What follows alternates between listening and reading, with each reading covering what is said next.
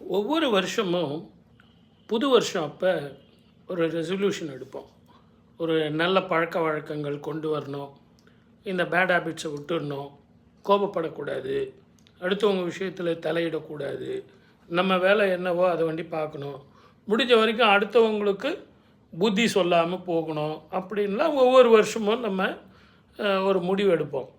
ஆனால் இந்த 2026 பார்த்திங்கன்னா, இந்த 2026 கூட்டி பாருங்களேன், 1 தான் வரும்.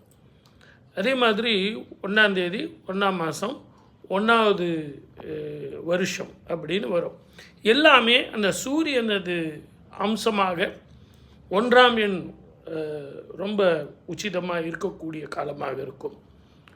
இந்த வருஷம் காலையில் பார்த்திங்கன்னா 12 மணிக்கு பிறக்குதுன்னு வச்சிங்களேன், 1 மணி வரைக்கும் கிருத்திகா நட்சத்திரம், அதுக்கப்புறம் பார்த்திங்கன்னா ரோகிணி நட்சத்திரம், 6 மணிக்கு சூரிய உதயம் அப்போ நமக்கு இருக்கிறது ரோகிணி நட்சத்திரம். அப்போ இப்படிப்பட்ட காலகட்டங்களில் நம்ம இந்த வருஷத்தில் எடுக்கக்கூடிய முடிவு எப்படி இருக்கணும் அப்படின்னா, குறிப்பாக தமிழ்நாட்டில் இருக்கிறவங்க அத்தனை பேருமே எலெக்ஷன் வரப்போகுது. இந்த எலெக்ஷனில் நல்ல நாள் இன்றைக்கி, ஆகவே இவங்களுக்கு தான் ஓட்டு போடணும், அவங்களுக்கு ஓட்டு போடணும் அப்படிங்கிறத விட நீங்களே முடிவு எடுங்களேன். உங்களுக்கு தெரியாத என்ன இருக்குது? பொருளாதாரம், உங்கள் குடும்பத்தில் மேன்மை, வருமானம், கடன் தீரணும், ஆரோக்கியம் வரணும், எல்லாத்தோட மன நிம்மதி இருக்கணும், குழந்தைங்களோடு சேர்ந்து இருக்கணும்.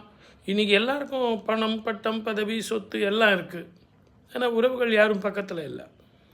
அதனால் உறவுகள்லாம் சேர்ந்து உட்காந்து சாப்பிடணும் அப்படின்னு சொல்லிட்டு இந்த வருடத்தில் 2026 நம்ம சில முடிவுகளை எடுக்கும்போது, ஒவ்வொரு வருடமும் எடுக்கக்கூடிய முடிவு அந்த வருஷத்துக்கு உண்டான பலன்தான் கொடுக்கும். ஆனால் இந்த 2026 தமிழ்நாட்டில் இருக்கிறவங்க எடுக்கக்கூடிய முடிவு தனக்கு மட்டும் சாதகமாக, தனக்கு மட்டும் பாதகமாக அப்படிங்கிறது இல்லாமல் அடுத்தவங்களுக்கும் நன்மையை செய்யக்கூடிய முடிவாக இருக்கும். 5 வருடங்களுக்கு அது உங்களுக்கு பலன் தரும். எல்லாருமே இன்றைக்கி படித்தவங்க சார். அதுவும் இந்த முதல் நாளில் எல்லாருக்கும் நான் அட்வைஸ் கொடுக்கணுமா என்ன? அதெல்லாம் தேவையில்லை.